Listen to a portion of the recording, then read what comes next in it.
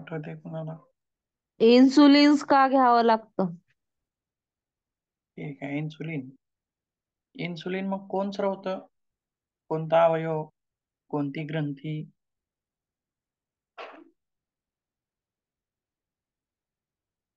सांगता येईल काही? थायरॉइड ग्रंथीपर्यंत आलतं आणि इन्सुलिन्सला आपण हे केलं मला वाटते सर.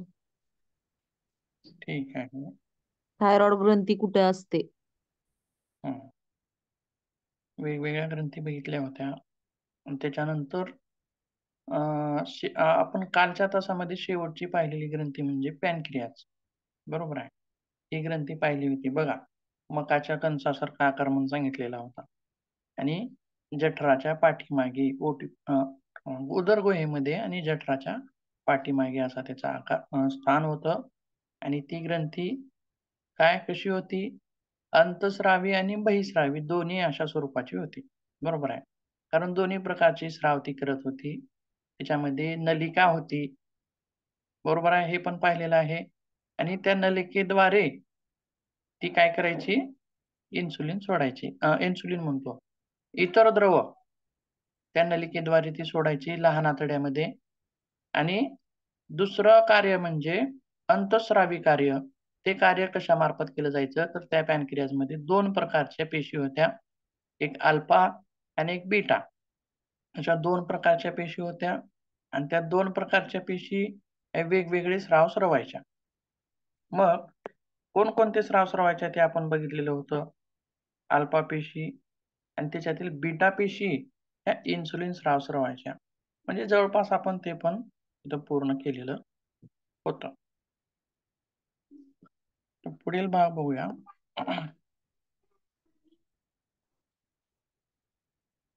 बीटा पेशी ग्लुकॅगॉन आणि अल्फा पेशी इन्सुलिन अशा प्रकारे स्वादुपिंडामध्ये द्वारे स्रवल्या जाणाऱ्या आपण तिथं बघितलेलं आहे. तर आता पुढचा घटक काय आहे बघूया.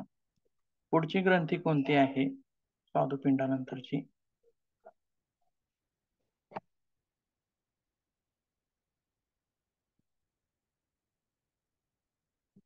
आता 7 नंबरची ग्रंथी आपल्याला बघायची आहे आणि ती आहे ॲड्रिनल किंवा तिला सुप्रारिनल ग्रंथी असं सुद्धा म्हटलं जातं. मग या संख्येने किती आहेत? तर या संख्येने 2 आहेत. आकार कसा आहे? तर शंकूसारखा किंवा टोपीसारखा किंवा आपण बर्थडेला टोप्या घालतो बघा. एखाद्याचा बर्थडे असेल तर ती शंकू आकाराची टोपी घालतो. तशा प्रकारे त्याचा आकार आहे. आणि दुसरी गोष्ट म्हणजे त्याचं स्थान कुठं आहे? तर त्याचं स्थान दोन्ही वृक्कांच्या वर म्हणजे किडनीवरती. दोन्ही किडनीवरती टोपी घातल्यासारखी ही ग्रंथी आहे. बघूया कशी दिसते ती.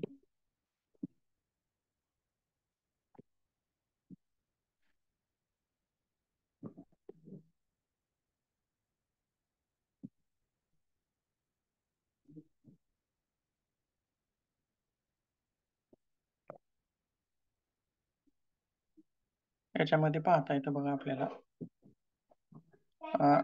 या काजूच्या आकाराच्या काय आहेत? दोन्ही किडण्या आहेत आणि या किडण्यावरती पिवळसर रंगाची टोपी घातल्यासारखा भाग आहे बघा. मग तो कोणकोणता आहे? आणि त्याच्यामध्ये सुद्धा थोडासा फरक आहे. एक उजव्या बाजूची टोपी जी आहे ती कार दिसते. तिचं वरचं टोक जे आहे कार दिसतं म्हणजे सेम टोपीसारखी वाटते. आणि इकडची जी आहे ती म्हणजे गांधी टोपी सारखी आहे बघा. गांधी टोपी म्हणजे आपली आहेर करताना वापरतो बघा तशा प्रकारच्या टोपीसारखी दिसते. परंतु म्हणजे थोडासा बदल आहे दोन्हीमध्ये. परंतु आहेत कोणासारख्या? तर टोपीसारख्या घातल्यासारख्या आणि ही टोपी कोणाला घातलेली आहे? तर दोन्ही किडण्यांना ही टोपी जी घातलेली आहे त्याचं नाव आहे ॲड्रिनल ग्लॅंड्स. मग याचे 2 भाग होतात. किती भाग होतात? 2. बाह्य भाग आणि मध्य भाग. आणि या दोन्ही भागातून वेगवेगळे स्राव स्रवले जातात. मध्य भागातून वेगळे स्राव स्रवले जातात आणि बाह्य भागातून सुद्धा वेगळे स्राव स्रवले जातात. मग बघूया कोणकोणते स्राव स्रवले जातात. तर हं, बघा बाह्य भागाला कॉर्टेक्स असं नाव दिलेलं आहे किंवा कॉर्टेक्स असं म्हटलं जातं. आणि या कॉर्टेक्स मधून कॉर्टिसॉल आणि एंड्रोजन ही दोन संप्रेरक स्रवली जातात. आणि यांचं मुख्य कार्य काय आहे, तर ताणतणावाचं व्यवस्थापन करणे. ताणतणावाचं व्यवस्थापन म्हणजे काय, किंवा आणखीन एक पुढचा जो स्राव आहे तो पण लगेचच बघूया. तो आहे ॲड्रेनालिन आणि नॉर ॲड्रेनालिन. म्हणजे हे दोन जे स्राव आहेत हे अंतर्भागातून स्रवले जातात. हे सुद्धा ताणतणावाशी संबंधित आहेत. म्हणजे बघा, फक्त स्राव वेगवेगळे आहेत. बाह्य भागातून कॉर्टिसोल आणि एंड्रोजन आणि अंतर्भागातून ॲड्रेनालिन आणि नॉर ॲड्रेनालिन अशा प्रकारचे स्राव स्रवले जातात. आणि हे सहसा ताणतणाव व्यवस्थापनामध्ये आपल्याला मदत करतात. म्हणजे कसं मदत करतात बघूया. जर समजा यापूर्वी पण तुम्हाला एक उदाहरण दिलेलं होतं किंवा तुम्ही साप पाहिला. आता तुम्ही ज्या खोलीमध्ये बसलेले आहात, त्या ठिकाणी तुम्ही सहजच इकडं नजर दुसरीकडे गेली आणि तिथं साप पाहिला. तर तुमच्या शरीरामध्ये काय बदल होतील? सांगता येईल काही? काय बदल होतील?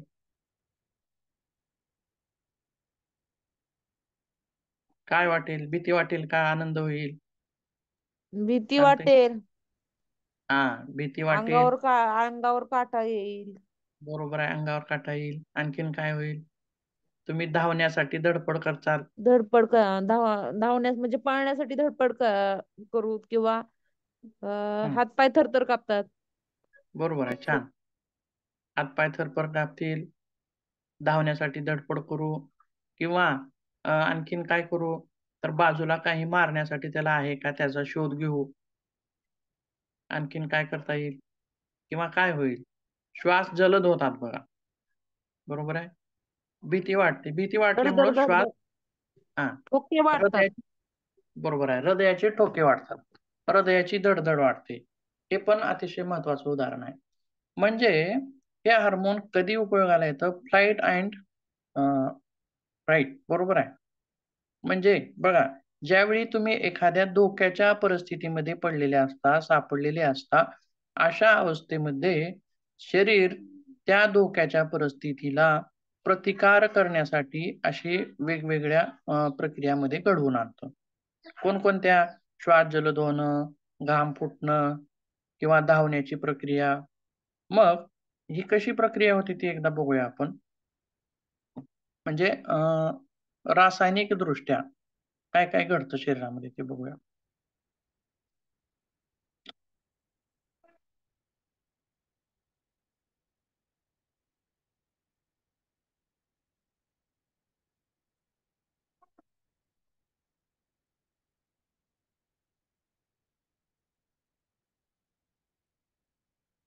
एक मिनिट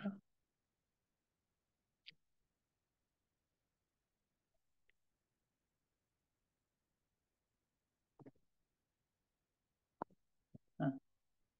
स्ट्रेस रिस्पॉन्स किंवा यालाच आपण सावधानीची अवस्था आहे, अशा वेळी सुद्धा असं याला म्हणूयात.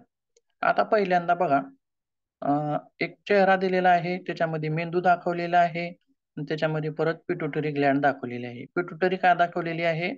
कारण सर्व ग्रंथींवरती तिचं नियंत्रण असतं.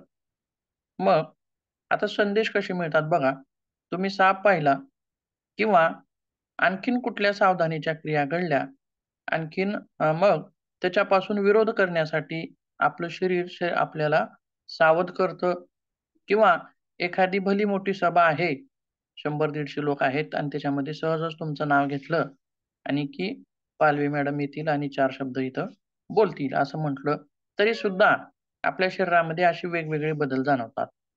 जलद श्वास होणे, धडधड होणे. मग ही सूचना कुणाला भेटली? पिट्युटरीला. मग पिट्युटरी काय करते बघा, तर ॲड्रिनल ग्लँडला संदेश देते. काय संदेश देते?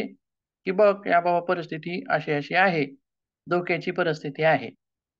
मग अशी जर सूचना ॲड्रिनल ग्लँडला मिळाली, तर ॲड्रिनल ग्लँडपासून 2 स्राव स्रवले जातात.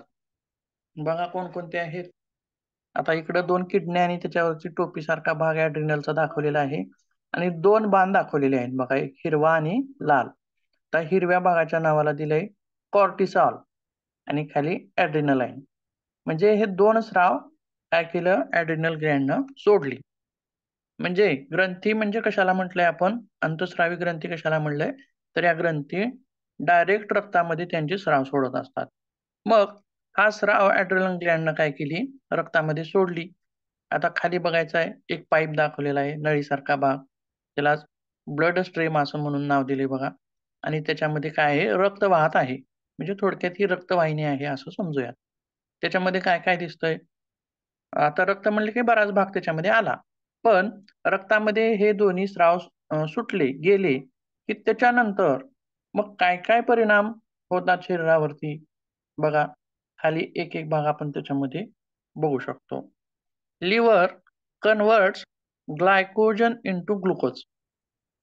आता हे काय कशासाठी गरजेचं आहे, तर आपल्या लिव्हरमध्ये बघा, लिव्हरचं मुख्य कार्यच ते आहे. लिव्हर काय करतं, ग्लुकोजचं रूपांतर ग्लायकोजनमध्ये करतं, म्हणजे साठवून ठेवतं. ग्लुकोज काय आहे, ऊर्जा आहे. पण आपल्या शरीरामध्ये जर अतिरिक्त ऊर्जा निर्माण झाली, म्हणजे ग्लुकोज झालं, तर त्याचं रूपांतर ग्लायकोजनमध्ये करतं आणि ते लिव्हर साठवून ठेवतं. आणि ज्यावेळी आपल्याला ती ऊर्जा लागते किंवा गरज पडते त्यावेळी ते परत ग्लायकोजनचं रूपांतर ग्लुकोजमध्ये करतं. मग आता गरज काय आहे इथं, तर समजा आपण साप बघून पळण्याची तयारी केली किंवा अशा सावधानतेच्या वेळी एका धोक्याच्या इशाऱ्याला तोंड देण्याच्या वेळी आपल्याला एनर्जी जास्त लागते. एनर्जी कशी लागते, जास्त लागते. त्यामुळं एनर्जी जास्त लागते म्हणून लिव्हर काय करतं, ग्लायकोजनचं रूपांतर ग्लुकोजमध्ये करतं. म्हणजे तिथून आपल्याला एनर्जी एक्स्ट्रा मिळेल. आणि दुसरं काय आहे त्याच्यानंतरचं चित्र, इन्क्रीज्ड ब्लड प्रेशर. आताच तुम्ही म्हटल्याप्रमाणे रक्तवाहिन्यामधील रक्ताचं जे प्रेशर आहे, तर ते सुद्धा वाढलेलं असतं. रक्त जलद गतीनं धावायला लागतं. त्याच्यानंतर इन्क्रीज्ड स्वेटिंग म्हणजे घाम यायला लागतो. त्याच्यानंतर फास्ट ब्रीथिंग बघा, साप पहिल्यानंतरची कृती कशी असेल, तर जलद श्वसन होतं. का गरजेचं आहे जलद श्वसन, तर एखादी क्रिया करण्यासाठी किंवा ज्यावेळी तुम्ही कष्टाचं काम करता त्यावेळी सुद्धा किंवा पळताना सुद्धा श्वसन जलद असतं, पण डीप असतं. म्हणजे जास्तीचा ऑक्सिजन आपल्या शरीराला लागत असतो. मग त्या धोक्याच्या परिस्थितीला तोंड देण्यासाठी सुद्धा आपल्याला ऑक्सिजनची गरज जास्त असते, म्हणून ब्रीथिंग सुद्धा फास्ट होते. त्यासोबत पुढे दाखवलेला आहे, हार्ट दाखवलेला आहे बघा. आणि आताच तुम्ही म्हटलं की हृदयाचे ठोके काय होतात, जास्त वाढलेले दिसून येतात. हृदयामध्ये कसं होतं, धड धड धड धड धड होतं. अशी कृती सुद्धा हृदयाची होते. त्यानंतर ट्युनियल व्हिजन आणि पुढचं आहे डायजेशन स्लोज डाउन. अशा वेगवेगळ्या कृती, असे वेगवेगळ्या प्रक्रिया आपल्या शरीरामध्ये दिसून येतात. मग का दिसून आल्या, तर ॲड्रिनल ग्लॅंडनं कॉर्टिसॉल आणि ॲड्रिनालाईन हे स्राव सोडल्यामुळे तिथं दिसून आलेले आहेत. म्हणजे अशा प्रकारे ती प्रतिक्रिया आपल्याला पाहता येते. त्यासोबत पुढे बघूया आणखीन.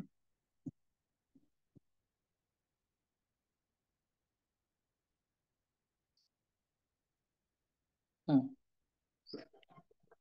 आणखीन एक महत्त्वाची गोष्ट पाहायची म्हटलं तर टेस्टोस्टेरॉन आणि एस्ट्रोजन आणि प्रोजेस्टेरॉन हे काय आहेत, लैंगिक हार्मोन आहेत. आपण याचा संबंध कुठं पाहिला, टेस्टोस्टेरॉनचा संबंध कुठं पाहिला, पुरुषामध्ये वर्षणामध्ये हे निर्माण होतं. आणि ओजेस्टेरॉन किंवा प्रोजेस्टेरॉन हे कुठं होतं, स्त्रियांमध्ये अंडाशयामध्ये किंवा ओव्हल आपण त्याला असं म्हटलं होतं, अंडाशयामध्ये हे निर्माण होतं. आणि पण मग हे स्राव करणाऱ्या ग्रंथी वेगळ्या आहेत. परंतु मग हे ॲड्रिनल ग्लॅंड का करत आहे आता? तर आपण हे लैंगिक अवयव पाहताना म्हटलं होतं बघा, की हे लहानपणामध्ये जे हे लैंगिक अवयव असतात, ते पूर्ण विकसित झालेले नसतात. आणि त्याच्यामुळे ते त्यांचं कार्य सुद्धा पूर्ण होत नाही. परंतु ज्यावेळेस ते वयात येतील अशा वेळी मात्र ते लैंगिक अवयव पूर्ण परिपक्व झालेले असतात आणि त्यांचं कार्य ते स्वतः करत असतात. परंतु त्याच्या अगोदर सुद्धा आता मुलगा आहे किंवा मुलगी आहे हे ओळखणं सुद्धा किंवा मुलगा किंवा मुलगी अशी लक्षणं सुद्धा देण्याचं कार्य हेच हार्मोन करतात. टेस्टिटोरान मुलांमध्ये आणि हे 2 बाकीचे हार्मोन मुलींमध्ये. मग हे कुठून स्रवले जातात? तर ॲड्रिनल ग्लँडद्वारे हे स्रवले जातात. जोपर्यंत मुलं आणि मुली वयात येत नाहीत तोपर्यंत हे स्रवले जातात. परंतु त्यांचं वय भरलं की त्याच्यानंतर मात्र ते हे स्राव करत नाहीत. मग आता हे स्राव नंतर कोण करतात? तर पुढे बघायचं आपल्याला 8वी ग्रंथी आहे लैंगिक ग्रंथी किंवा त्याला सेक्स ग्लँड्स असं सुद्धा म्हणतात किंवा गोनाड्स असं सुद्धा म्हणतात. मग याच्याबद्दल जास्तीत जास्त आपण माहिती अगोदरच घेतलेली आहे. पुरुषामध्ये वृषण टेस्टीज आणि स्त्रियांमध्ये अंडाशय ओव्हरीज हे स्राव करणारे आहेत आणि त्याच्याद्वारे कोणकोणते स्राव केले जातात? तर वृषणाद्वारे टेस्टोस्टेरॉन हा स्राव केला जातो आणि अंडाशयाद्वारे स्त्रियांमध्ये एस्ट्रोजन आणि प्रोजेस्टेरॉन हे स्राव केले जातात. अशी माहिती आपल्याला इथं पाहता येते. जवळपास आपल्या मुख्य अतिशय महत्त्वाच्या अशा अंतःस्रावी ग्रंथीची माहिती आपण इथं घेतलेली आहे आणि हा भाग आपला इथं संपवतो. त्याच्याबद्दल काही अडचण वगैरे असेल तर विचारू शकता.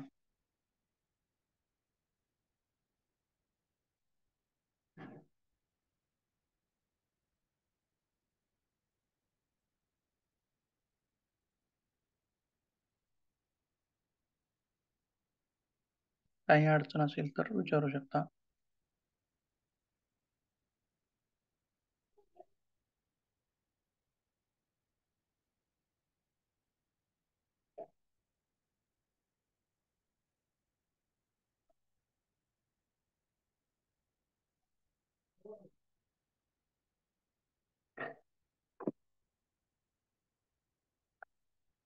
नसेल तर पुढे जाऊया.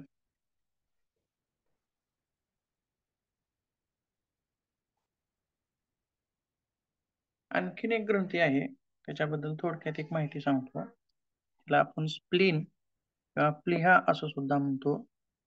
तर ही ग्रंथी काय करते बघा. स्थान कुठं आहे हिचं? पॅनक्रियाच्या तोंडाला पॅनक्रियाच्या पुढच्या तोंडावरती बसलेली असते. बघा पॅनक्रियाला टोपी घातल्याप्रमाणे जी दिसते बघा तिला नाव दिलेलं आहे स्प्लीन किंवा प्लीहा असं तिला आपण मराठीत म्हणतो. आणि स्प्लीन काय करते? हिपॅरिन नावाचं संप्रेरक किंवा स्राव सोडत असते. आणि हे हिपॅरिन काय करत असतं? तर शरीरामध्ये आता बघा रक्त बाहेर आलं की गोठतं. बरोबर आहे. परंतु शरीरामध्ये सुद्धा रक्त गोठू शकतं. कधी? तर हिपॅरिन नावाचं संप्रेरक जर कमी झालं शरीरामध्ये तर रक्त गोठू शकतं. म्हणजेच हिपॅरिनचं मुख्य कार्य काय आहे? शरीरामध्ये शरीराअंतर्गत रक्त गोठू न देणं हे याचं कार्य आहे. आणि याचं जर प्रमाण कमी झालं तर शरीरामध्ये रक्त घुटण्याची शक्यता दाट असते आणि रक्ताच्या गुठळ्या होऊ शकतात आणि ही गुठळी तर हृदयाच्या धमन्यामध्ये जाऊन बसली तर हार्ट अटॅक येऊ शकतो. हीच गुठली जर मेंदूच्या धमन्यामध्ये जाऊन बसली तर मेंदूला रक्तपुरवठा खंडित होतो आणि मेंदूचा तो भाग बंद पडू शकतो. म्हणजे पॅरालिसिस हा सुद्धा प्रकार याच्यामध्येच येतो. जवळपास आपल्या ग्रंथी इथं पूर्ण होत आहेत. तर पुढील भाग बघूया. आणखीन एक तुमच्या अभ्यासक्रमामध्ये असलेला भाग तो म्हणजे सेन्स ऑर्गन्स. काय आहे? Sense organs. सेन्स म्हणजे काय? किंवा त्यालाच आपण पंच ज्ञानेंद्रिया असं सुद्धा म्हणूयात. तर किती आहे तो पंच ज्ञानेंद्रिय? सांगता येईल?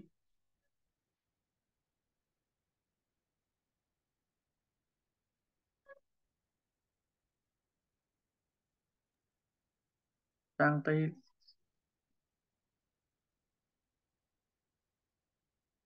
पंच ज्ञानेंद्रिय कोणकोणती आहेत किंवा किती आहेत? डोळे, कान. हा, बरोबर आहे, छान. आणखीन?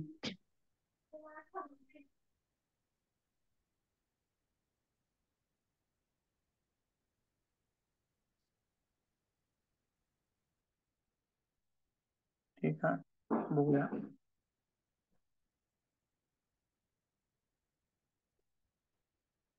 सेन्स ऑर्गन्स किंवा पंच ज्ञानेंद्रिया त्याच्याबद्दल माहिती घेण्यापूर्वी आपण त्या ऑर्गन्स कोणकोणते आहेत बघूया. बघा, इथं पाहता येतील. आपण काय काय सांगितलं? डोळे, कान, त्याच्यानंतर जीभ, त्याच्यानंतर त्वचा, त्याच्यानंतर नाक. ही 5 ज्ञानेंद्रिया झाली. ही 5 ज्ञानेंद्रियाची मुख्य अशी काही कार्य आहेत. नाकाचं आहे स्मेल म्हणजे वास, गंध या याच्याशी संबंधित आहे. गंध ज्ञानाशी संबंधित आहे. आणि त्वचा ही स्पर्श ज्ञानाशी संबंधित आहे. आणि त्याच्या पुढचं जी जीभ आहे ती कशाशी संबंधित आहे? तर रसज्ञानाशी. रसज्ञान म्हणजे गोड, कडू, आंबट, तिखट, खरट, तुरट असं याला हे जे ज्ञान आहे त्याला काय म्हणायचं आहे? रसज्ञान. म्हणजे चव. त्याला थोडक्यात चव असं म्हणूयात. आणि त्याच्या पुढे कान आहे. हे कशाशी संबंधित आहे? तर ध्वनी. ध्वनी ज्ञानाशी संबंधित आहे. आणि डोळे कशाशी संबंधित आहेत? तर दृश्य. दृश्य ज्ञानाशी संबंधित आहेत. असे महत्त्वाचे 5 ज्ञानेंद्रिय आपल्या शरीरामध्ये असतात. मग त्याच्यातील एक भाग आपण बघूयात. तर त्याच्यातला पहिला भाग कान बघूयात. मग कानाची अंतररचना कशी आहे? किंवा त्याचं कार्य काय आहे? त्याचं स्थान काय आहे? त्याच्याबद्दलही बघूयात.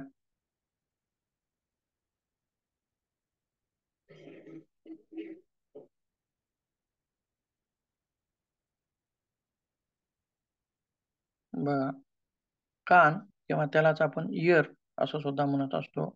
आणि हे काय आहे? श्रवण इंद्रिय आहे. काय आहे? श्रवण इंद्रिय आहे. आणि या कानाचे मुख्यतः 3 भाग पडतात. मुख्यतः किती भाग पडतात? 3. कोणकोणते? एक आहे बाह्य कर्ण, दुसरा आहे मध्य कर्ण आणि तिसरा आहे अंतःकर्ण. असे मुख्यतः 3 भाग पडतात. मग त्याच्यानंतर आपण एक भाग पाहूयात.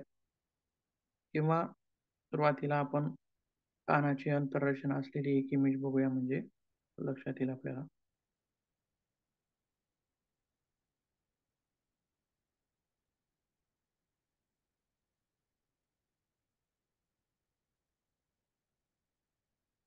बघा, पहिल्यांदा पहिल्यांदा जे नाव आहे ते आहे बाह्य कर्ण. आणि त्याच्यानंतर परत मध्ये नरसाळ्यासारखा भाग दिसतो किंवा मध्ये एक पोकळ नळी दिसत आहे. आणि कानाचा पडदा 3 नंबरचं जे नाव आहे खालून 3 नंबरचं कानाचा पडदा पांढरट अशा स्वरूपाचा दिसत आहे. बरोबर आहे. मग बघूया बाह्यकर्णाविषयी माहिती घेऊया. तर बाह्यकर्ण म्हणजे काय? जो कानाचा दिसणारा भाग आहे किंवा बाहेरील भाग आहे. बाह्य म्हणजे बाहेरचा. बाहेरील भाग आणि आपल्या डोळ्यांना दिसणारा भाग.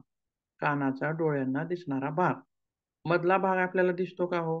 कानातील पडदा दिसतो का? नाही. म्हणजेच ते भाग कशामध्ये येतील? अंतर्भागामध्ये येतील. मग बाह्य भागामध्ये काय काय येतं? तर त्याच्यामध्ये सांगता येईल आपल्याला. बघा, कानाची पाळी. कानाची पाळी म्हणजे हा भाग.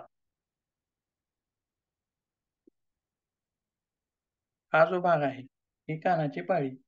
हा भाग याला पूर्ण काय म्हणायचं आहे? बाह्य कर्ण. आणि बाह्य ह्या पाळीच्या नंतर मग इथं एक छिद्र आहे किंवा नळीसारखं किंवा बाह्यकर्णाची रचना कशी आहे? तर नरसाळ्यासारखी आहे. नरसाळं तुम्ही पाहिलेलं असेल. पूर्वी वापरायचे बघा. काय रॉकेल वगैरे स्टोव्हमध्ये ओतण्यासाठी वापरायचे सहसा. आता नरसाळं पण लुप्त होत चाललेलं आहे. पण आपण ज्या वयात आहात, त्या वयामध्ये आपण पूर्वी पाहिलेलं असेलच. आता इथून जी नवीन पिढी आहे, त्यांना ते नरसाळं म्हटल्यास लक्षात येणार नाही. नरसळ्याची आकृती कशी होती? पुढचा भाग पसरट आणि मध्यभागी छिद्र आणि त्याच्यानंतर मागे नळी. बरोबर आहे. अशा स्वरूपाची कानाची रचना आहे. बाहेरचा भाग पाळीचा, कानाच्या पाळीचा भाग बाहेरच्या भागासारखा पसरट, मध्यभागी छिद्र आणि मागे नळी अशा स्वरूपाचा भाग आहे. आणि मधली नळी आणि कानाची पाळी दोन्ही भाग मिळून त्याला म्हणायचं आहे बाह्यकर्ण. दोन्ही भागांना मिळून काय म्हणायचं आहे? बाह्यकर्ण. मग या बाह्यकर्णाचं काय कार्य आहे? ज्याप्रमाणे आपण रॉकेल म्हणा किंवा पेट्रोल म्हणा त्या वरच्या भागामध्ये टाकलं, की ते एकत्रित करून त्या नळीद्वारे पुढे घेऊन जाणे. बरोबर आहे. मग तशाच प्रकारे बाह्य कानाचं सुद्धा कार्य काय आहे? तर बाह्य जगतातील ध्वनी कलेक्ट करून पुढे पाठवणे. पुढे आत पाठवणे. बरोबर आहे. मग आणखीन काय सांगता येईल याच्याबद्दल बाह्यकर्णाबद्दल बघूया.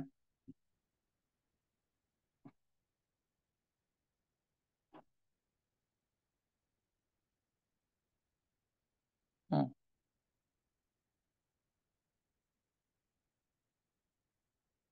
बाह्यकर्णाची जे पाळीचा जो भाग आहे बाह्यकर्णाची, ती लवचिक कास्तींनी बनलेली असते. लवचिक कास्तींनी बनलेली असते.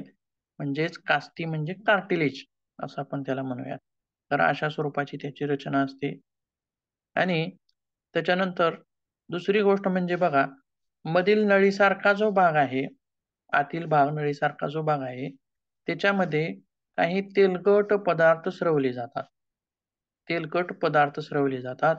त्यामुळे हा मधील भाग हा नरम राहतो किंवा मऊ राहतो. आणि हे तेलकट पदार्थ वरचेवर स्रवले गेल्याने त्यांचा एक थर जमा होतो. कुठे? मधील भागामध्ये एक प्रकारचा थर जमा होतो आणि त्यालाच आपण कानातील मेण किंवा कानातील मळ असं सुद्धा त्याला म्हणत असतो. मग हा मळ हा सुद्धा वेळेवर काढणं गरजेचं असतं. अथवा त्या मळामुळं ही नळी जी आहे, ही नळी कोंडू शकते, बंद होऊ शकते आणि जर ही नळी बंद झाली, ही नरसाळ्यासारखी मधली नळी जर बंद झाली, तर काय होईल हो? बाहेरचे आवाज मध्येपर्यंत पोहोचणार नाहीत. बाहेरच्या ध्वनी मध्येपर्यंत पोहोचणार नाहीत. बघा, फक्त ध्वनीचं ज्ञान ह्या बाह्यकरणामध्ये होतंय का हो? ध्वनीचं ज्ञान याच्यामध्ये होत नाही. फक्त ध्वनी कलेक्ट करून पुढे पाठवले जातात. परंतु त्याचं विश्लेषण इथं नाही. या बाह्यकरणाला ध्वनी कळत नाहीत. फक्त ध्वनी पुढे पाठवण्याचं काम ते करतं. मग ध्वनी कळतात कुठं? ते आपल्याला त्याचं पुढं बघायचं आहे. त्याच्यानंतरचा दुसरा भाग आहे मध्यकर्ण. मध्यकर्णाचा भाग कुठे येतो नेमकं? तर कानाचा पडदा याला मध्यकर्ण म्हणून ओळखतात. आणि या ठिकाणी अ, या ठिकाणी मध्यकर्ण एक मिनिट हां. या ठिकाणी बाह्यकर्ण संपतो. इथं मध्यकर्ण असं लिहिलेलं आहे, चुकलेलं आहे. तर या ठिकाणी बाह्यकर्ण संपतो. म्हणजेच पडद्यामुळे कानाचे 2 भाग होतात. पुढील भागास बाह्यकर्ण आणि मागील भागास काय म्हणायचं आहे? अंतर्कर्ण असं म्हणायचं आहे. बघूया आपण तो पडदा कुठं आहे? आताच पाहिलेला आहे. पडद्यामुळे कानाचे 2 भाग कसे होतात? बघा, पांढरट जी चकती आहे, कानाचा पडदा म्हणून नाव दिलेलं आहे आणि हा पडदा थोडासा तिरकस असतो. पूर्ण उभा नाही तर थोडासा तिरकस असतो आणि या चकतीचा पुढील भाग म्हणजे बाह्यकर्ण आणि चकतीच्या मागील भाग म्हणजे अंतर्कर्ण. आलं लक्षात? आणि ही पडदा जो आहे, तो कोणता भाग झाला मग? पडदा असलेला भाग कोणता झाला?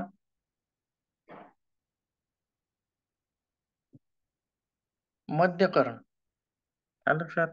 पडदा असलेला भाग मध्यकर्ण. मग याचं कार्य काय आहे? तर याच्याबद्दल काय सांगता येईल? तर ध्वनी लहरी या पडद्यावरती येऊन आदळतात. या पडद्यावरती येऊन आदळतात. मग त्याच्यानंतर काय काय होतं, तर त्याच्यानंतरची जी रचना आहे किंवा कार्य आहे, ते अंतःकरणामध्ये आपल्याला दिसून येतं. मग हे अंतःकरण आताच म्हणल्याप्रमाणे कानाच्या पडद्याच्या मागच्या बाजूस अंतःकरण आहे आणि या अंतःकरणाची जी रचना आहे, ती मात्र समजायला गुंतागुंतीची आहे. रचना कशी आहे? गुंतागुंतीची. आताच म्हणल्याप्रमाणे बाह्यकर्णाची रचना आपल्याला लगेचच समजली. नरसाळ्यासारखी होती. 2 भाग होते. एक बाहेरचा भाग आणि मधला नळीसारखा भाग. त्याच्यानंतर मध्यकर्णाची रचना म्हणजे एक पडदाच त्याच्यामध्ये आपण पाहिलेला आहे. आणि अंतःकरणाची रचना म्हणजे आता बघूया काय काय आहे नेमकं. तर अंतःकरणामध्ये आतील बाजूस 3 लहान हाडांची रचना असते. किती हाडांची रचना असते? 3 लहान हाडांची रचना असते. यांना श्रवण अस्थी असं सुद्धा म्हटलं जातं. ज्यावेळी कानाच्या पडद्यावरती ध्वनी पडतात, ध्वनी पडतात. त्यावेळी या तिन्ही त्या हाडांची हालचाल होते. मग बघा, पहिलं जे हाड आहे, तिन्ही हाडांची रचना कशी-कशी आहे आपण त्याच्याबद्दल माहिती घेऊया. तर पहिलं जे हाड आहे, ते हातोड्यासारखं आहे आणि ज्या वेळी कानाच्या पडद्यावरती ध्वनी पडतात आणि हे तिन्ही जी हाडं आहेत, कानाच्या पडद्याला लागून चिटकून आहेत, सलग आहेत. मग ध्वनी पडले, की हातोड्यासारखा भाग आता हे हाड जे आहे हातोड्यासारखं, ते सारखं हलणारं असतं. ध्वनी पडला की हलतं. ध्वनी पडलं की हलतं. ध्वनी पडलं की हलतं. अशी रचना आहे त्याची. मग हातोड्यासारखा हा भाग आहे. त्याच्यानंतर दुसरं जे हाड आहे, ते ऐरणीसारखं आहे. आता हातोडा कशावर मारायचा म्हटलं तर ऐरणीवर म्हटल्याप्रमाणे आणि त्याच्यानंतरचा जो तिसरा भाग आहे, तो आहे रिबकीसारखा हा भाग आहे आणि या हाडालाच शंखासारखा भाग जोडलेला असतो. तर पुढील रचना बघूया.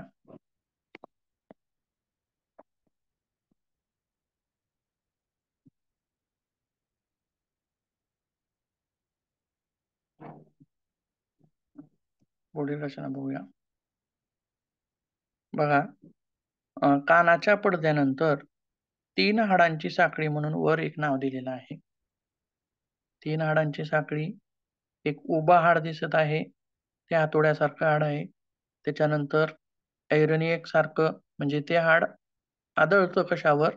तर 2 नंबरच्या हाडावर आणि त्याच्यानंतर रिबकीसारखं असणारं मागलचं हाड आणि त्या 3 नंबरच्या हाडाला चिटकून काय आहे? शंखासारखा एक भाग आहे किंवा त्यालाच नाव इकडून दिलेलं आहे बघा, कर्णशंकू म्हणून नाव दिलेलं आहे. कर्णशंकू ज्याप्रमाणे गोगलगाईच्या पाठीवर शंख असतो, अगदी तशाच प्रमाणे हा कर्णशंकूची रचना असते. आकार सुद्धा तसाच आहे आणि रचना सुद्धा तशीच असते. आणि कर्णशंकूच्या सुद्धा अलीकडे अर्धवर्तुळाकृती नलिका असतात. इतर रचना आपल्याला पाहायला मिळते. त्याच्यानंतर खालील भागामध्ये युस्टॅशियन नलिका आणि कर्णशंकूच्या वरती आता पुढे हे बघायचं आहे आपल्याला. कर्णचेता आहेत. कर्ण काय आहेत? चेता. चेतासंस्थेचा भाग. चेतासंस्था कशा असतात ह्या चेता? पिवळ्या रंगाच्या. बरोबर आहे? आणि त्या संवेदना वाहून नेण्याचं कार्य करत असतात. मग पुढे बघूया आणखीन.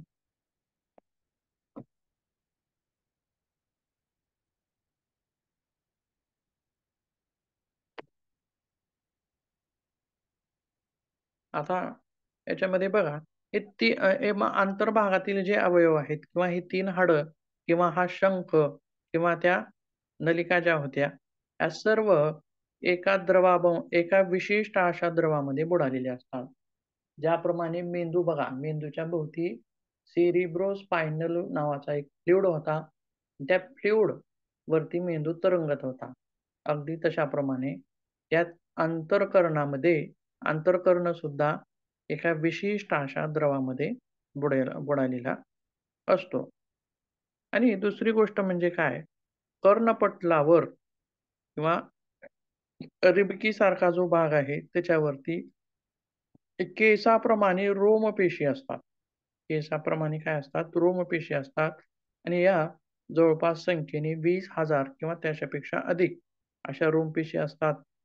आणि या रोमपेशींचं कार्य काय आहे? तर ध्वनिग्राही असतात. म्हणजे त्या ध्वनींना ग्रहण करतात. ग्रहण केल्यानंतर लगेचच त्याचं रूपांतर विद्युत लहरीमध्ये करतात. कशामध्ये करतात? विद्युत लहरीमध्ये करतात. आणि या विद्युत लहरी पुढे कोणाला जातात? ज्या चेता येऊन मिळालेल्या होत्या बघा, चेता तंतू मागून आलेल्या ज्या नळिका होत्या, त्यांना जाऊन या विद्युत लहरी पोहोचतात. आणि या विद्युत लहरी मग त्या चेतांद्वारे मेंदूकडे पाठवल्या जातात. आता बघा, कानाचं कार्य काय आहे?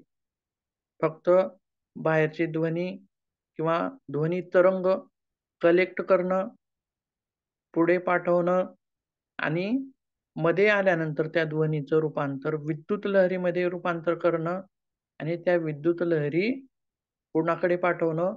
मेंदूकडे पाठवणं, अशी रचना आहे.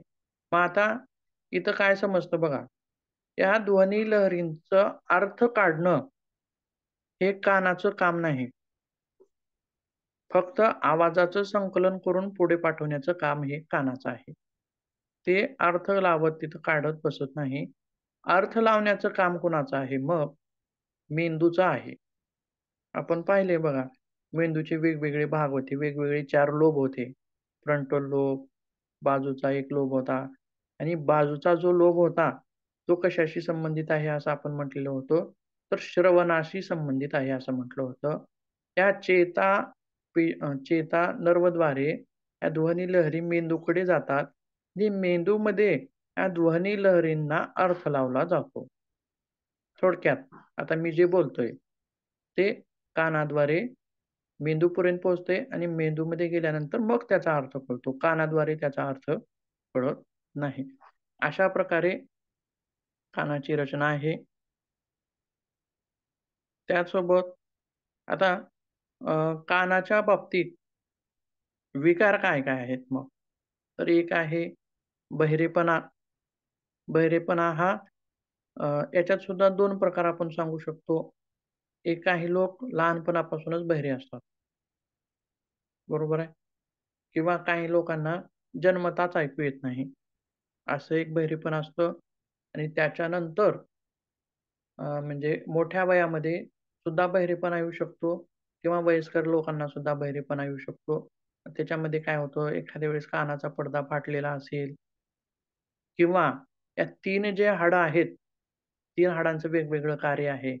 त्याच्यामध्ये त्या कार्यामध्ये जर काही अ, चूक झाली, त्या तिन्ही हाडांच्या कार्यामध्ये जर काही चूक होत असेल, तर त्याच्यामुळे सुद्धा बहिरेपणा येऊ शकतो.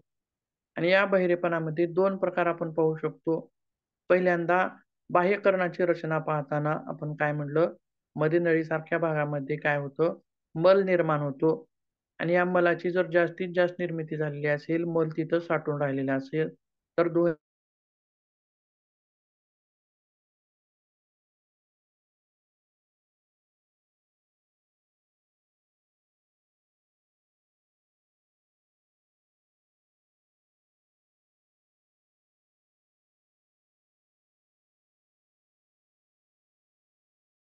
ध्वनीमध्ये आत प्रवेश करू शकत नाहीत. प्रकार म्हणजे या 3 हाडांची म्हणजे किंवा कानाचा पडदा फाटणे असे वेगवेगळे कर्ण-दोष आपण तिथं पाहू शकतो.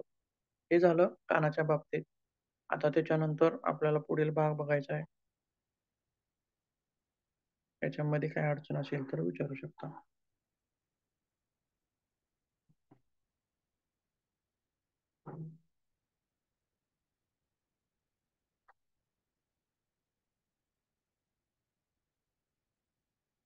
त्याच्यानंतरची रचना बघायची आपल्याला डोळ्याची. यालाच डोळ्याला आईज असं सुद्धा म्हणत असतो. आणि डोळा कशाशी संबंधित आहे? प्रतिमाग्राही इंद्रिय आहे. कान कशाशी संबंधित होतं? ध्वनिग्राही इंद्रिय होतं. आणि डोळा प्रतिमाग्राही इंद्रिय आहे. आणि डोळा बाहेरून लहान दिसतो, पण तो पूर्ण गोल लिंबू इतका मोठा असतो. आता बघा, आपण डोळा म्हटलं की डोळ्याच्या बाबतीत आपण विचार काय करतो? फक्त जो पुढचा भाग दिसतो त्याला आपण डोळा म्हणत असतो. परंतु आता एक इमेज बघा, म्हणजे त्याच्या लक्षात येईल तुम्हाला. डोळा फक्त डोळा फक्त इतकाच नसून तो कुठपर्यंत आहे?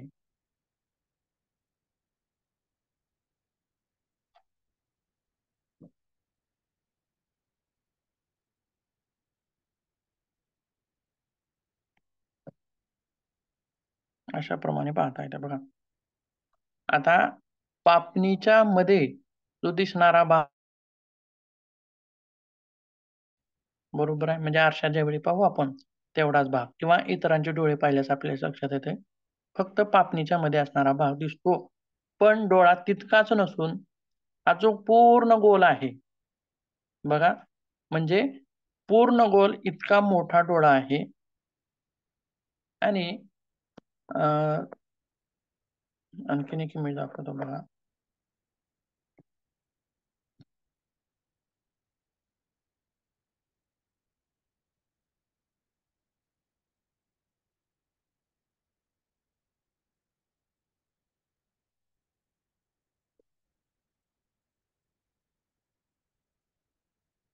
अशा प्रकारे पण आपल्याला पाहता येईल.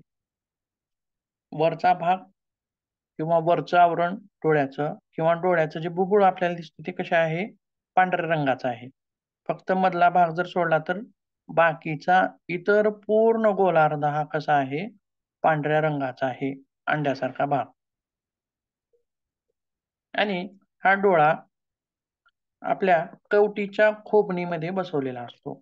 कवटीला इथं काय असते? खाच असते. इथं काय असते? खाच. आणि त्या खाचेमध्ये हा डोळा आपला गोल डोळा बसवलेला असतो. खाच ही पुढे निमुळती होत आलेली असते आणि मागे खोलगट असते. मागे खोलगट असते आणि पुढे निमुळती होत आलेली असते.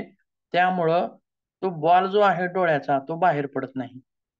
आणि जर पुढून जर मोठा भाग असला असता आणि मागे निमुळतं राहिलं असतं तर तो बॉल बाहेर पडू शकला असता. पण तशी रचना नाही. तर गोल भाग मागे आणि निमुळता भाग पुढे असल्यामुळं डोळा आपला बाहेर पडत नाही आणि तो आपल्या कवटीच्या खोबणीमध्ये बसवलेला असतो. त्याच्यानंतर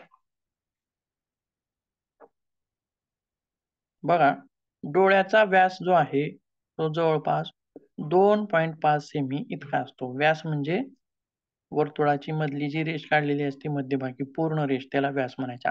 म्हणजे या व्यासावरून वर्तुळ किती मोठा आहे हे आपल्याला समजत असतं.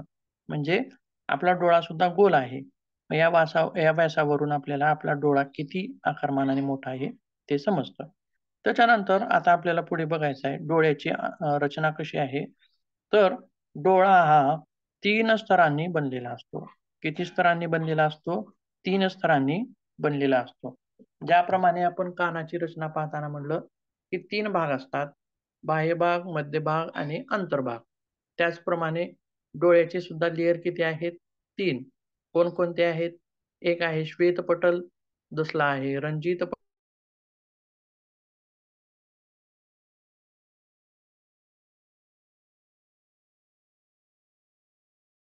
पटल आणि तिसरा इमेजमध्ये. आवाज नाही येते सर, आवाज. ठीक आहे, ठीक आहे.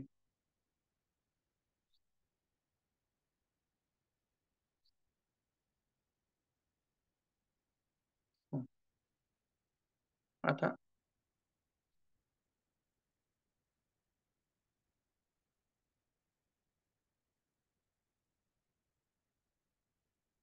1 मिनिट हां.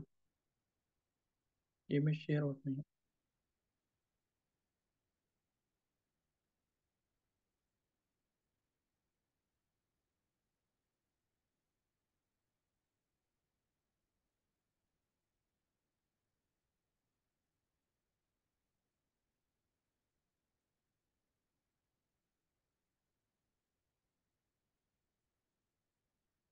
डोळ्याची 3 लेयर. आता बघा, ही अशी डोळ्याची रचना आहे. डोळ्याचा जर काप केला, मधोमध उभा काप केला, तर आपल्याला अशी रचना दिसून येईल. आणि आता इकडून बघायचं आहे, तर वर जे नाव दिलेलं आहे श्वेतपटल असं नाव दिलेलं आहे. त्याच्यानंतर 2 नंबरचं जे पटल आहे त्याला रणजित पटल असं नाव दिलेलं आहे आणि त्याच्यानंतरचं 3 नंबरचं जे नाव आहे दृष्टीपटल असं नाव दिलेलं आहे. म्हणजे लेयर्स किती आहेत? 3 लेयर्स आहेत. बरोबर आहे. आता हे आणखीन एक इमेज बघूया म्हणजे तुम्हाला लवकर लक्षात येईल.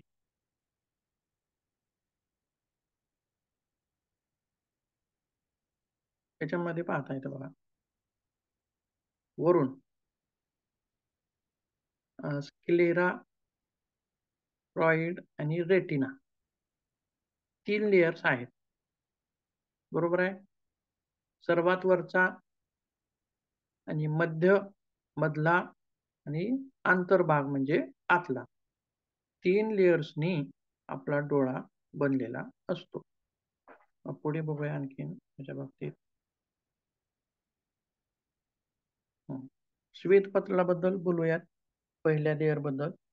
तर हे जे लेयर आहे हे डोळ्याचे सर्वात बाहेरील पटल आहे. त्याच्यानंतर याची जी रचना आहे श्वेतपटलाची जी रचना आहे ती कोलॅजन आणि इलेस्टिन पासून बनलेली असते. त्याच्यानंतर हा जो लेयर आहे तो पांढऱ्या रंगाचा आहे.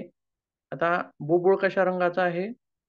पांढऱ्या रंगाचा दिसतो बघा. तशाप्रमाणे याचा रंग असून बाहेरून दिसणारा भाग पारदर्शक तर मागचा भाग हा अपारदर्शक असतो. त्यासोबत पारदर्शक भागाला पारपटल असं म्हटलं जातं आणि पारपटलाच्या पुढील आवरणाला नेत्रश्लेष्म असं म्हणतात व हे पापणीच्या आतील भागामध्ये पसरलेले असतात. आता हे वाक्य समजलेलं नसेल, इमेज पाहिल्यानंतर समजतं बघा.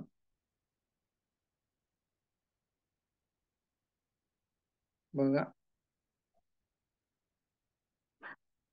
पारपटल कुठं आहे? पुढील भागाकडे आहे आणि ते कसं आहे? पारदर्शक आहे. पारदर्शक म्हणजे इकडून बघितलं की तिकडलं दिसतं. काच कशी आहे? पारदर्शक. इकडून बघितलं की तिकडलं दिसतं.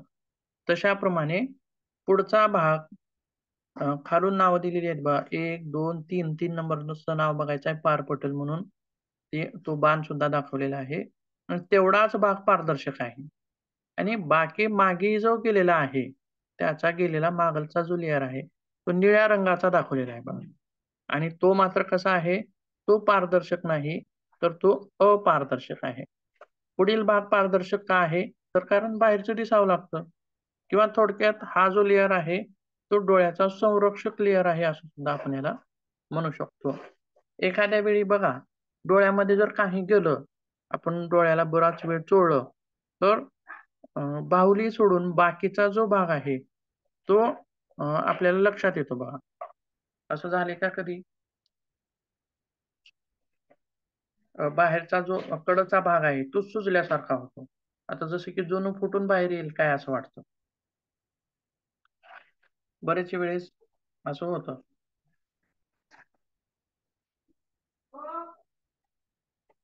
ठीक आहे. हे झालं श्वेतपटल. आता श्वेतपटलाच्या नंतरचा दुसरा भाग रणजित पटल. हे 2 नंबरचं पटल आहे आणि हा मधला थर आहे. या थरात पुष्कळ अशा रक्तवाहिन्या असतात. पुष्कळ अशा काय असतात? रक्तवाहिन्या असतात आणि या रक्तवाहिन्या डोळ्या डोळ्यांच्या सर्व भागाला पोषण देण्याचं कार्य करतात. रक्तवाहिनी म्हणजे काय? शरीराला प्रत्येक भागात रक्तवाहिन्या गेलेल्या असतात. कशासाठी? रक्त पुरवठा करण्यासाठी आणि रक्तामध्ये घटक असतात. पोषक घटक असतात जसे की विटॅमिन्स, प्रोटीन्स, फॅट वगैरे काय-काय आपण पाहिले सर्वच. तर ते घटक किंवा ऑक्सिजन हे ते सगळं त्याच्यामध्ये असतं आणि ज्या-ज्या भागामध्ये ते जातात त्या-त्या भागामध्ये रक्त पसरतं आणि त्या-त्या भागामध्ये ते आतले घटक घेतले जातात. म्हणजेच त्या भागाचं पोषण होतं. मग डोळ्याचं पोषण करणाऱ्या या रक्तवाहिन्या 2 नंबरच्या लेयरमध्ये आपल्याला दिसून येतात. त्याच्या बाबतीत एक इमेज बघूया.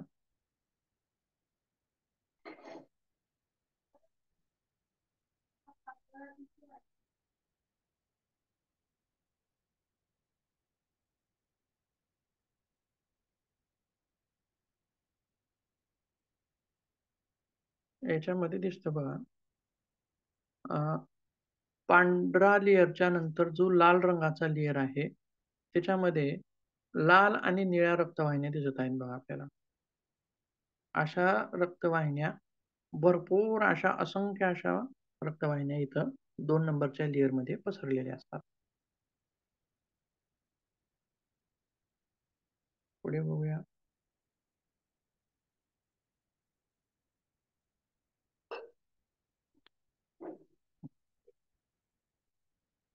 आणि दुसरी गोष्ट म्हणजे मागील भागातून दृष्टिचेता प्रवेश करतात. मागील भागातून दृष्टिचेता प्रवेश करतात. याच्याबद्दल परत इमेज बघावी लागणार आहे.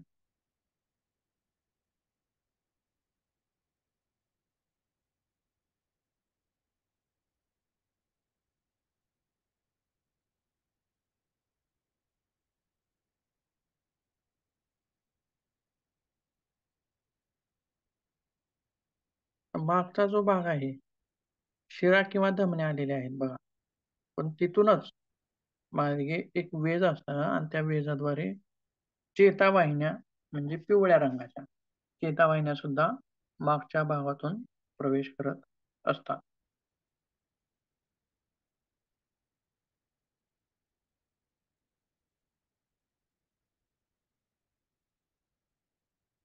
हं.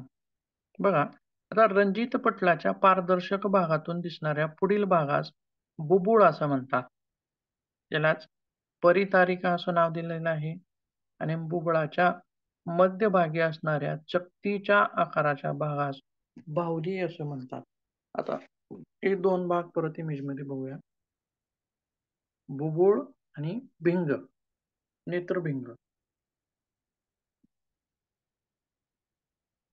बघा, पारपटल हा पारदर्शक भाग पहिल्या लेयरचा भाग आहे. आणि आता बाहुली जी आहे म्हणजे चकतीसारखा गोल जो भाग आहे मधला काळा दिसणारा तो, आणि या बाहुलीच्या मागे असणारं पांढऱ्या रंगाचं काय आहे, नेत्रभिंग.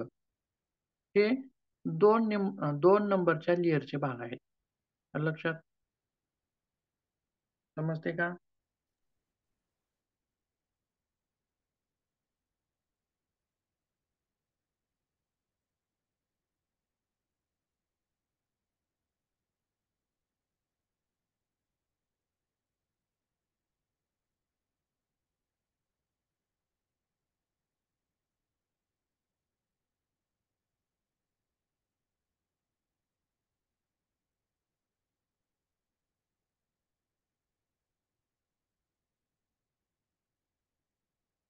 बघा, समोरचा पारदर्शक भाग, त्याच्यानंतरचा तो जो निळसर काळसर जो भाग दिसतोय तो बाहुली, तिला म्हणायचं आहे बाहुली.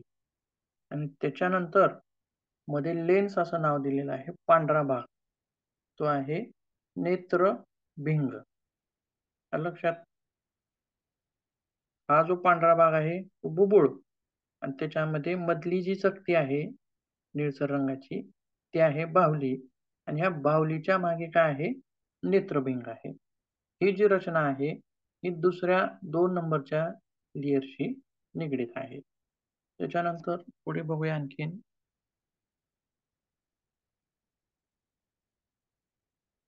आता दुसरी गोष्ट म्हणजे काय, तर ही जी बाहुली आहे ह्या बाहुलीचा आकार प्रकाशाच्या तीव्रतेनुसार लहान आणि मोठा होत असतो. लहान आणि मोठा होत असतो. असं का होत असेल, तर अतिशय बक्क प्रकाश असेल. जर समजा आपण बराच वेळ एखाद्या अंधाऱ्या खोलीमध्ये बसलेलो आहोत, समजा 12 वाजलेली वेळ आहे, अंधाऱ्या खोलीमध्ये बसलेलो आहोत आणि लगेचच बाहेर आलं, की कसं होतं, डोळे चमकतात. डोळ्यांना तो प्रकाश सहन होत नाही आणि डोळे आपण काय करतो, बारीक करतो. किंवा आणि जर अंधाऱ्या खोलीमध्ये जर आपल्याला काय दिसत नसेल, तर त्यावेळी मात्र आपण डोळे बारीक करतो का हो? बारीक करत नाही, विस्फारतो. म्हणजे डोळे मोठे करतो. म्हणजे इथं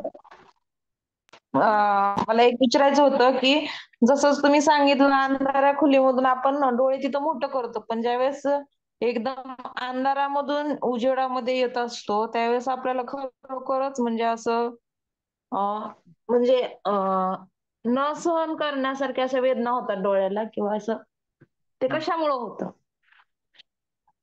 ते प्रकाशाची तीव्रता सहन होत नाही त्याच्यामुळे ते होत असतात. आणि ती प्रकाशाची तीव्रता सहन करण्यासाठीच किंवा त्या प्रकाशाची मेळजोळ खाण्यासाठीच आपली ती बाहुली लहान-मोठी होत असते. लहान होणे म्हणजे जास्तीत जास्त प्रकाश मध्ये जाणार नाही. आलं लक्षात? अशी ती रचना असते. आता पुढची जी रचना आहे नेत्रभिंग. आणि नेत्रभिंगाची रचना कशी आहे? बहिर्गोल अशा स्वरूपाची आहे. बहिर्गोल असून अ, नेत्रभिंग कोश या पातळ व पारदर्शक पिशवीत बसवलेला असतो. म्हणजे ही कोणती पिशवी झाली आता? 3 नंबरची पिशवी. मागलची आणि शेवटची पिशवी. बहिर्गोल म्हणजे काय? तर पुढच्या बाजूने आता बघा बहिर्गोल कसं म्हणायचं? आता हा भाग कसा आहे? बहिर्गोल आहे किंवा बहिर्वक्र असं आपण त्याला म्हणतो. आणि मधला भाग कसा आहे? हा अंतर्वक्र आहे. आलं लक्षात? म्हणजे भिंग जो आहे, जी लेन्स जी आहे ती कशी आहे? बहिर्वक्र अशा स्वरूपाची लेन्स त्या ठिकाणी आपल्याला दिसून येते. त्याच्यानंतर पुढे बघूया आणखी.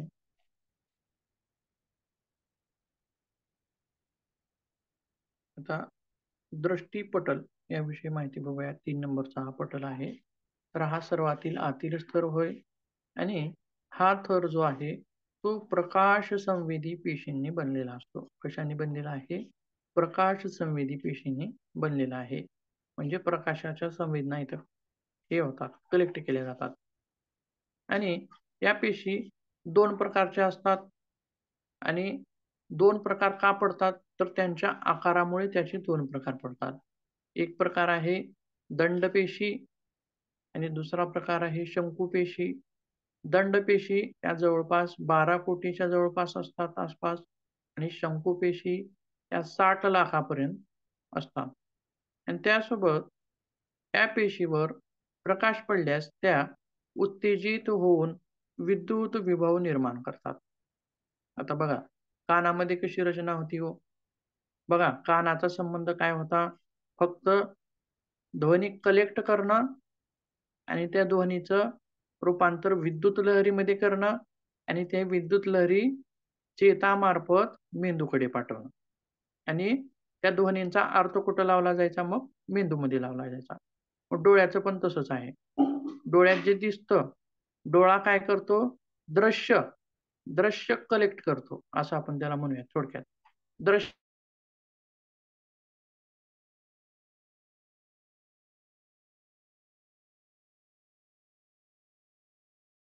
बघण्याचं लहरी होतं आणि या विद्युत लहरी परत मग कोणाकडे पाठवल्या जातात? सांगता येईल? मेंदूकडे पाठवल्या जातात. म्हणजे या विद्युत लहरी मेंदूकडे पाठवल्याच्या नंतर तिथं मेंदूमध्ये त्या दृश्यांचा अर्थ लावला जातो. आलं लक्षात? म्हणजे हे घर आहे, दार आहे, फरशी आहे, हे सगळं काही फक्त डोळा कलेक्ट करतो, दृश्य कलेक्ट करतो. त्याचा अर्थ मेंदूमध्ये लागतो. म्हणजे ही फरशी आहे असं. हा दरवाजा आहे, हा फॅन आहे. त्यांचे अर्थ त्या मेंदूमध्ये लागतात. आणि विद्युत विभव जे आहे, हे विद्युत विभव कोणामार्फत केले जातात, पुरवले जातात मेंदूला? तर मागलच्या छिद्रातून जी आलेली चेतापेशी आहे, ही चेतापेशी ती विद्युत विभव पुढे नेण्याचं कार्य करते. त्यासोबत दृष्टिपटल नावाचा हा जो भाग आहे, हा अत्यंत नाजूक अशा स्वरूपाचा असतो आणि दृष्टिपटलाच्या मागील भागात अंतबिंदू आणि पीतबिंदू असतात. हे 2 बिंदू बघूयात. 2 बिंदू बघूयात आणि थांबूया. बहुतेक मॅडम आलेले आहेत.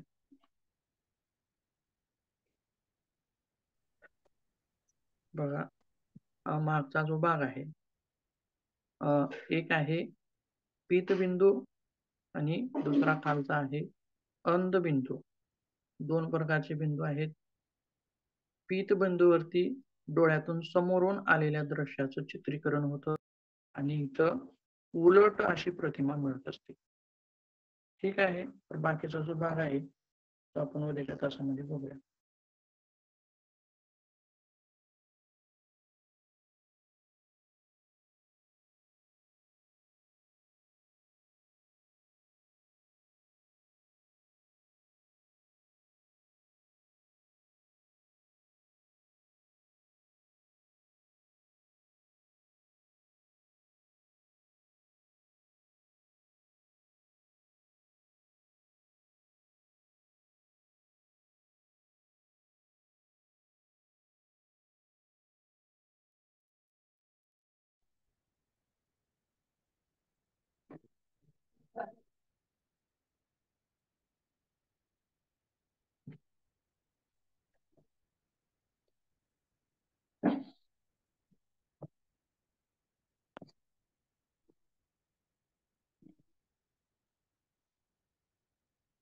पोस्ट करा.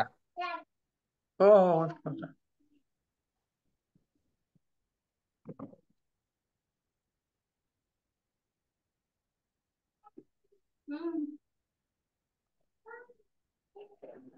एक मिनिट हा. मॅडम तुम्ही होस्ट झालात, रेकॉर्डिंग हे स्टॉप करा आणि परत तुमची परत एकदा सुरू करा परत.